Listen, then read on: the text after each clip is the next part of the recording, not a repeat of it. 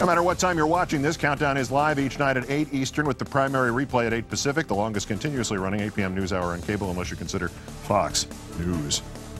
A mild winter did not chase Occupy Wall Street from Wall Street, thus it was perhaps fitting that it returned today on one of the sloppiest days of that winter. In our third story in the Countdown, fitting also that it happens on the heels of new revelations that the Department of Homeland Security has been closely monitoring the protests and has been investigating since Occupy spread across the country last fall.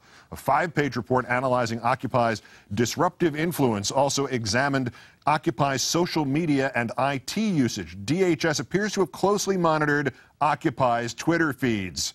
On the ground today, 200 activists focusing on the American Legislative Council, ALEC. They marched from the Pfizer pharmaceutical headquarters in Midtown Manhattan to the offices of Bank of America.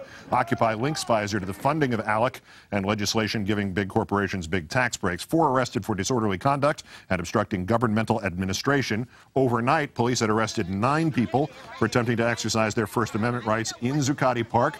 A small group met by what journalists on the scene say was an arbitrary and unnecessarily strong show of force.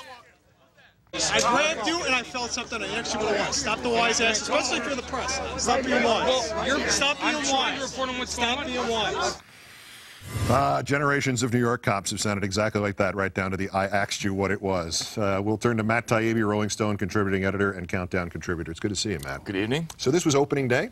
Yeah, no, I mean, Occupy has been going on all throughout the winter, but, you know, the weather has kept it mostly off the streets, and this is, I think, the beginning of a series of actions that are going to go on throughout the spring, and today was a good day, although the weather was a little bit harsh, but we had some things going on last night, too, as well, so I think you're going to start to see more and more Occupy activity starting about now, and especially next month. What would an Occupy spring, everybody's used that phrase already 1,000 times to the point of annoying people with it, what would an Occupy spring look like, do you think?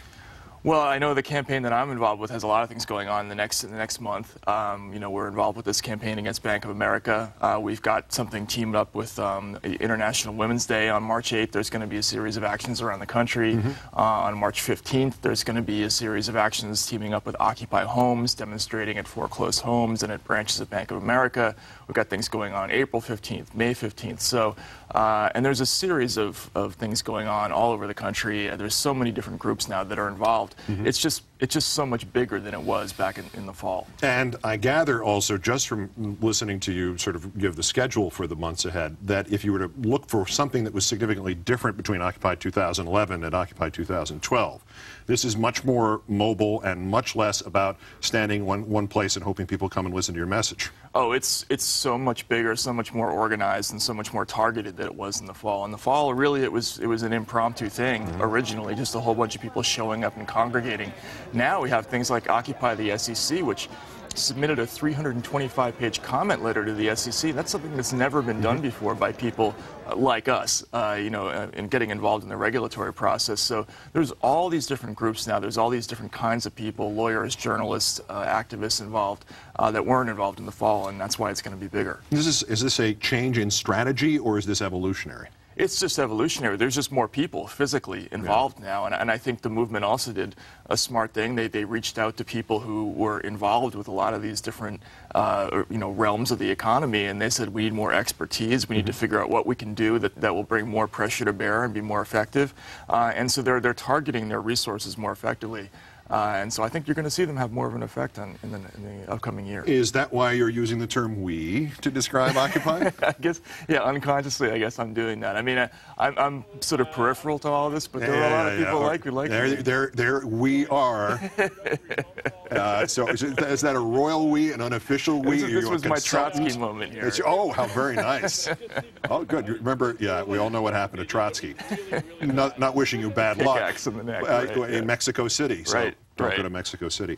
But almost to that point, this story that Homeland has been following Occupy, I guess that wouldn't be a surprise if you don't know what an organization is to begin with. But following the Twitter feeds, what now? I'm in Homeland Security's files for hashtag Occupy? Yeah, Probably. I mean, for other things too, but particularly for that? Yeah, no, I mean, it's crazy. This is from Michael Hastings and my colleague at Rolling Stone, and you know, the criticism of this story is going to be, oh, so what? They're just looking at publicly available sources. Of course they're monitoring this, but the question is, are they doing this with the Tea Party? Are they doing this with other organizations? The fact that they're monitoring specifically Occupy Wall Street is really, really interesting and important and kind of scary, actually.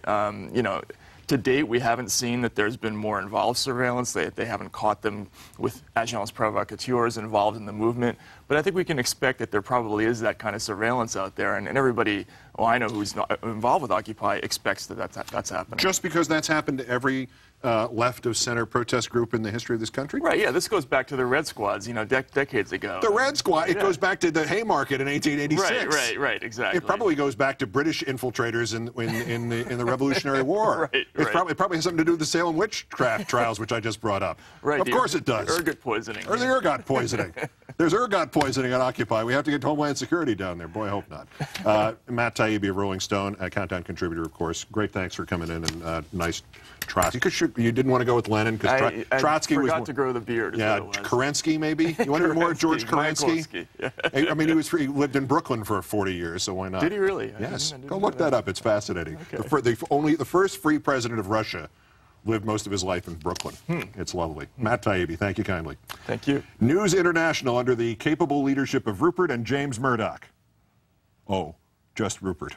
Michael Wolff on the big news ahead.